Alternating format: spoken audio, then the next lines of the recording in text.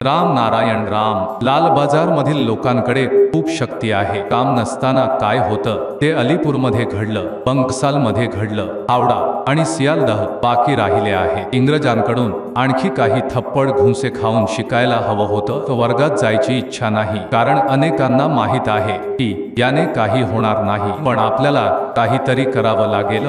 काही वैयक्तिक कार्य आहे। हे एक शाश्वत सत्य आहे की शरीर आहे तर रोग आणि मृत्यू येणारच। रोग आणि मृत्यू येणं हा निसर्गाचा नियम आहे। कोणत्याही विशाल स्तरावर पोहोचण्याच्या मार्गात अनेक अडथळे येतात। केवळ या जगाचेच नाही, आणखी काही अडथळे आहेत जे दिसत नाही, त्यांना बाह्य अडथळे म्हणतात। पण काही मोजक्या लोकांशिवाय कोणीही त्यात अडकत नाही। सृष्टीचा एक उद्देश आहे, तो उद्देश म्हणजे ज्या नियमाने ही सृष्टी निर्माण झाली, ज्या नियमाने ती चालते, तो नियम प्रत्येकाने समजून घ्यावा आणि त्यासाठी सर्व यंत्रणा आहे। जे महान लोक येतात त्यांच्या जीवनातून दिसतं की एक जण जाणतो आणि दुसऱ्याला शिकवतो। हाच खरा शिक्षकाचा कार्यभाग आहे। शिकून शिकवा। तिथेही अडथळे येतात। अडथळे व विघ्नांमुळे सगळं काही प्रत्येक वेळी शक्य होत नाही। जे शिकवतो तो इथेचाच नाही। एक जण ज्ञान मिळवतो आणि दुसऱ्याला शिकवतो, हाच सृष्टीचा नियम आहे।